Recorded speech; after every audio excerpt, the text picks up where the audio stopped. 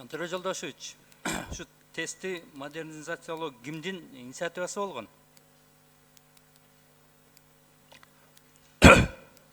Өткөндө Kıskalı aytsanız. депутаттык комиссияда да айтканмын, модернизациялоо 1996-97 жылдан бери эле көтөрүлүп келаткан. Yok, 2013 yılı kimdin 2013 жылы февраль айында Совет оборонада первоочередные задачи дегенде каралганда, ошол жерде реконструкция ТЭС 1 пункт болуп кирген. Hükümetlik olgan mı? Premier Minister sizin inisiyativanız olgan mı? Мен өкмөткө бекип атканда 2012 жылы менин программам бекитилгенде ошол жерде 1 пункт болуп кирген. Sizdiki mi? Ооба. Rahmat. Finansирование ушул Кытай мамлекетинен Эксим банктан сүйлөшүү кимдики болгон? Кимдин инициативасы болгон? Сапар Жумакадырович. Сүйлөшүү мен билбейм кимдин инициативасы. Биз документтер менен карап көрүш керек да, качан ошо сүйлөшүүлөр башталганда. Мен айтып кетейин, менин катышуум кайсыл бул жерде? Си Цзиньпин мырзанын визитин даярдап атканда Кыргызстанга, ошондо подключение болуп иштеп баштаганбыз да, Алтынбек Турдубаевич. Документтерди ачып карап көрүш керек да, качан ошо инициатива Жантөре Жолдошевич, же сиздики болгонбу ушул кредитти алуу ушул Эксим банктан? Кимдики болгон? Банктан кредит алуу менин инициативам болгон эмес. Бул жерде 4 компания инвестициялык компанияларды издегиле деген тапшырма болгон министрликке. Ошол жерде 4 компаниянын сунуштарын карап чыккан. Ал жерде 2 компания, СМЕК компаниясы менен ТВЭ бизге ушул проекттин берсеңиздер, биз финансированияга жардам беребиз деген сунуштарын айтылган корутундуу менен мага келишкен. Мен МИДтен сурайын анда. Эрлан Бекешевич, кимдин инициативасы болгон? Сиз билишиңиз керек да. Эксим банк менен сүйлөшүү жүргүзүү кимдики болгон? Сиз как министр, сиз бүт ушуларды уюштургансыз да. Жоқ, біз аларды уюштурган жокпуз. Менде андай маалыматым жок. Ким аны башталган? Менде андай маалыматым жок. Мен эсимде жок, айтып бербейсиңиз. Айтып бердим. Айтыңыздар ким? Темир Аргынбаевич, сиз билсеңиз айтып бербейсизби? Темир Аргынбаевич айтып коюңузчу. Энергетиканын акыбалы акыркы убактарда өзүңүздөр билесиздер, абдан оор акыбалга түшкөн. Ошондо энергетиканы өнүктүрүү боюнча концепция болгон. Бул 2007 жылы башталган. 2007 жылы сүйлөшүүлөр болуп, биринчи датка подстанциясын куруп, жанагы Өзбекстандан көз карандыктан кетүү болгон. Анан кийин экинчи этап менен датка кемин чубалгысын куруп, анан кийин кемин подстанциясын куруу болчу. Анан үчүнчүсү бул болсо ички шакекчени түзүп, анан түндүктөгү кубаттуулукту көбөйтүү боюнча ТЭЦти модернизация кылып, ага кошумча кубаттуулук берүү болгон да. Бул 2007 жылдан бери келаткан мына комиссиянын башында корутундусунда окуп көрсөңүздөр, башында ошол жазылып турат, 2007 жылы башталган деп. 2008 жылы датка подстанциясы башталды, 500 киловольттук. Ага чейин бизде андай подстанция жок эле. Биз толук Өзбекстандан көз каранды болчубуз, подстанциябыздагы диспетчерде ошол жерде болчу. Мына чын жырчасы ошондо да. Негизинен ошол эмеге байланыштуу, концепцияга байланыштуу энергетика министрлиги өзүнүн иш аракетин кылып, каттарды жазган. Сүйлөшүүлөрдү ошол убакта Кытай менен сүйлөшкөндө, билесиңер, тышкы биздин ишти президент алып барчу.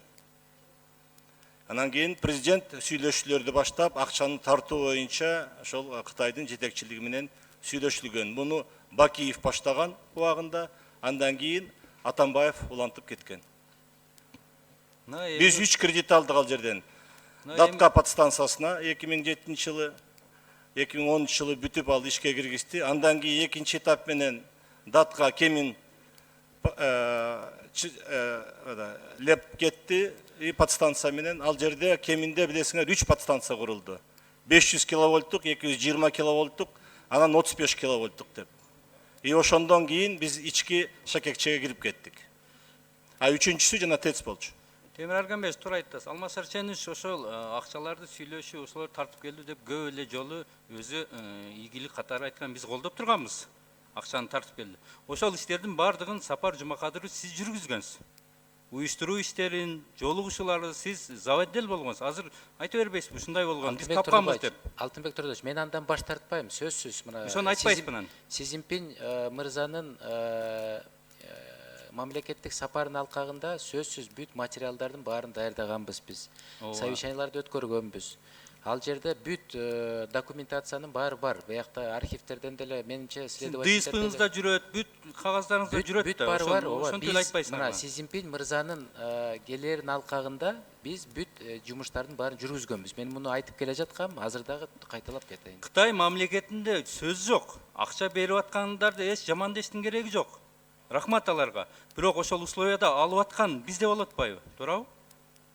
Алып атканда сөзсүз тарап сүйлөшүү жүргүзөт да. Ошо сүйлөшүү жүрүп атканда баягы условия шарттардын баарын карап эмечи керек болчу, туура.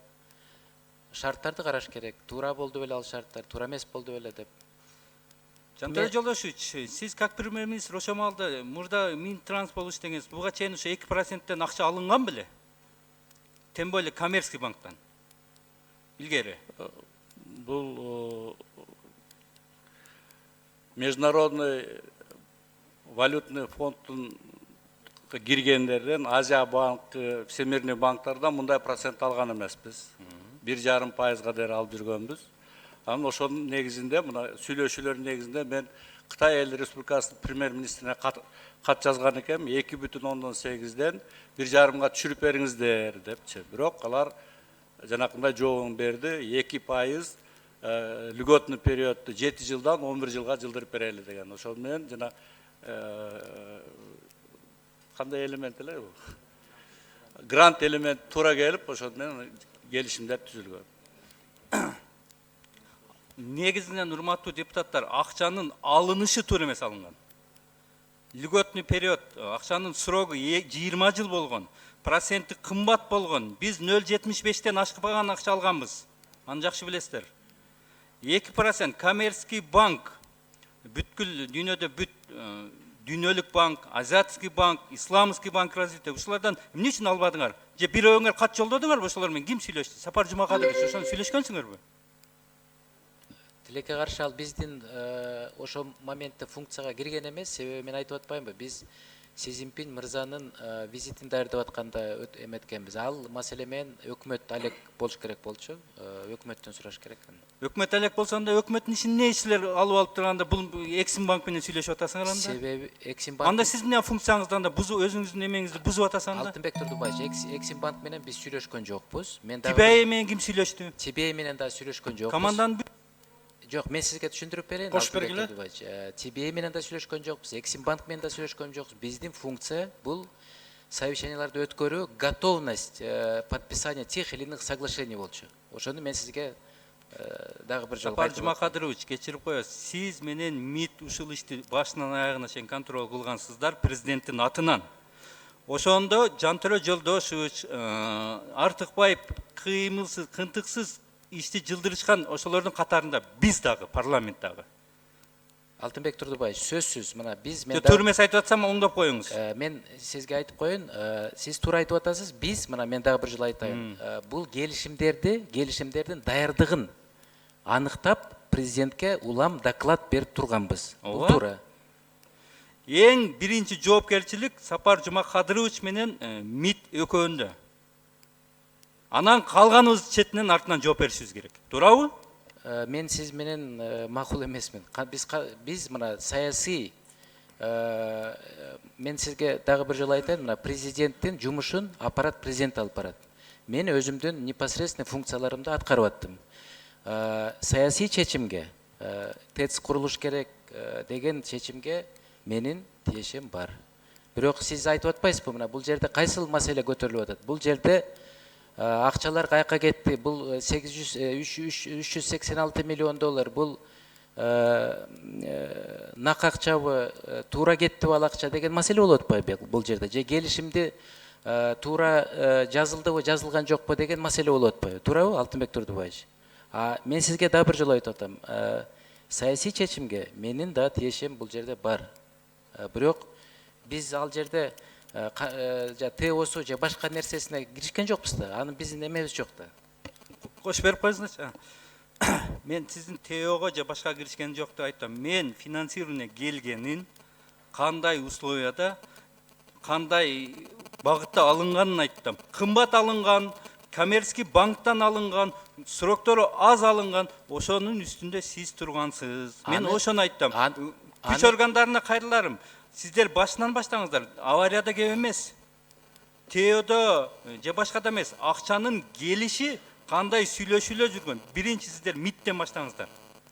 МИДтен чыгып, анан Сапар Жумакадыровичке келесиздер, анан калганына, анан бизге чейин парламентке жетесиңер. Ошондо тур болот. Уруксат болсо, Алтынбек Турбаевич, конкрет туракка айтсаңыз, МИДке кандай суроону коюп атасыз? Сулайманов депутаттын микрофонун кошкула. Сиз ошол переговорлорду баардыгын уюштургансыз. Сиз Кытайда посол болуп тургансыз убагында. Сиз китаеведсиз, сизге переводчиктин да кереги жок. Ошол менен бүт переговорду сиз жүргүзгөнсүз. Ал боюнча бизде толук маалыматтар бар. Бүт нерсе башынан аягына чейин менде бар. Убактысы келгенде мен сизге өзүңүзгө эле көрсөтөм. Алтынбек Турдубаевич, нерселерди бүт ушундай иштерди жүргүзгөнсүз. Сиздин ишиңиз болчу, МИДтин сиз министрсиз. Урматтуу Алтынбек Турдубаевич, мен кечирим сурайм. Мен ошо отдел внешней политиканы башкарып жүрдүм эле. Мен сиз менен такыр макул эмесмин. Себеби мына МИДке азыр баарын сиз жүктөп атасыз. МИД тиешелүү дипломатический контакттарды түзүп бергенге шарт коюп берет. МИДтин бул жумушу. Мисалы, поручение берилет организовать встречу между министерствами, запросить позицию такую-то деп берет. Же суроолорду берет. Просим направить предложение китайской стороне деп МИД аркылуу ал кагаздар кетет. Бирок МИДти бул жерде күнөөлөгөн болбойт да. Мен кечирим сурайм. Сулайманов өчүрбөй тургула, бүтүрүп болсун. Кечирип коюңуз, Сапар Жумакадырович, сиз МИД менен силер экөөңүздөр тилиңиздер бир, кылган ишиңиздер бир, ошон үчүн МИДти сиз ачта кылып атасыз. Сиз убагында МИДти алып келген дагы сиз аягына чейин кармаган дагы сиз ушундай элдин баардыгы билет. Буну танбасаңыз деле болот. Ошол иштердин башынан аягына чейин жүргүзгөн сиз, Сапар Жумакадырович. Күч органдары өзүнүн убагында баасын берет. Мен сизди мындай кылды деп аткам, бирок ошол иштин башынан аягына чейин координация кылып контролдогон президенттин атынан сиз болосуз. Ошону эч ким айта албай атат. Мен Алмаз Шаршеновичтин командасында болгон жокмун, бирок 6 жыл мен колдодум ал кишини. Мен аны танбайм. Азыр Сооронбай Шариповичтин командасында эмесмин, бирок Сооронбай Шариповичти азыр мен колдойм. Менин позициям ушундай. Болгонун болгондой айтып атам. Сапар Жумакадырович, күч органдары ушундай ишти жүргүзсө, башынан баштаса, анан кийин бул тендерге башкасына келсе болот да. Акчанын келиши, акчанын алынышы